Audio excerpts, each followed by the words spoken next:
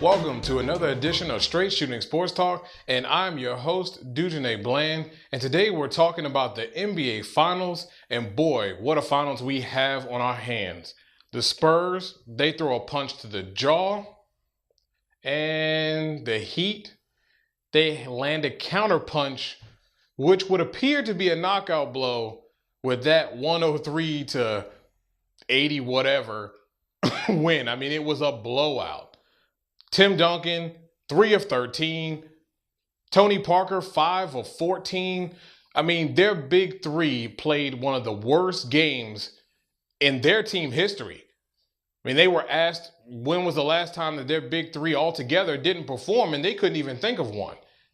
I mean, it is really, really, really surprising to see. But hey, the Heat really did an excellent job of playing team basketball and really attacking them hard.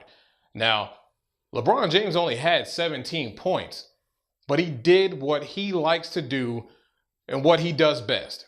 That's attract double teams, triple teams, suck those guys over, and then allow his shooters to take open jump shots, have open paths to the basket, and to be able to score. And that's what he likes to do. I know he takes a lot of criticism when they lose, when he has a 17, 18, 19 point game and they lose because they say he's not aggressive enough. But that's not who he is. You know, he's not that Michael Jordan, Kobe Bryant type of guy. He can be, but that's not his MO. That's not what he likes to do. He likes to be a facilitator. He likes to be able to draw those guys, get guys open, get his guys open, get those shooters open around the three-point line for open dunks, open layups, and allow his team to get involved. And then he picks his spots where he likes to attack the opposing team's defense. I thought he did an excellent job in game 2. Now, if you're looking at this whole entire series, Heat fans are really excited and pretty much calling it closed curtains.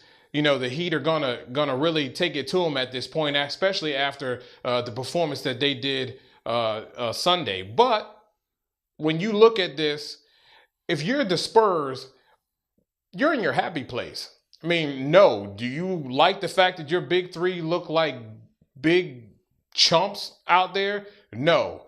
But you have to look at and take into consideration the age of those guys and that this is bound to happen. And you'd rather for it to happen now on their home floor than to happen later on in the series when it's coming down to crunch time in game 6 and game 7 and a must win is on the line. I think if you're the Spurs, you're happy where you come out, you split on their home floor. Now you go back to where you're comfortable and where you've worked a lot of teams over in the playoffs and just going to regroup. You know, Pop's going to just regroup his guys, get them refocused, and get them ready for this upcoming game.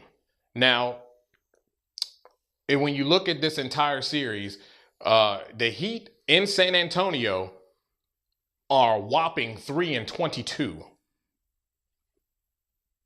Scary, huh? But if I was a Heat fan, I wouldn't be that concerned with the numbers. I think with this series, you can throw numbers out the door, and these two teams are going to go at it. It's a matter of who can be hot, can stay consistent, and really play solid fourth quarter basketball. That's going to be the key. Solid fourth quarter basketball, and that's what it's going to come down to. Who is going to be on top when the final seconds tick down. Overall, as we've said here on Straight Shooting Sports Talk, we picked the Heat earlier in the season, and I'm going to stay with that pick with the Miami Heat, even though, like I said before, I would not look past this Spurs basketball team. Despite their age, they have tremendous experience, and they will be bringing that experience tough and hard as it goes deeper into this series. But it's going to be a good one. And I think this is something that fans can enjoy. A great series, something to look forward to each game.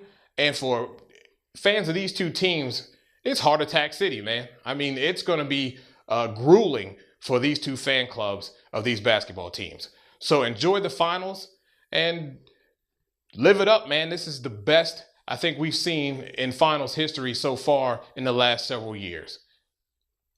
Well, we thank you for tuning in to another episode of Straight Shooting Sports Talk. Again, leave your comments at the bottom of our show. We'll keep the dialogue going. If you have something you'd like to hear us discuss or hear our take on here at Straight Shooting Sports Talk, shoot us an email at straightshootingst@gmail.com. And as always, subscribe to the show. Again, you've been watching another episode of Straight Shooting Sports Talk.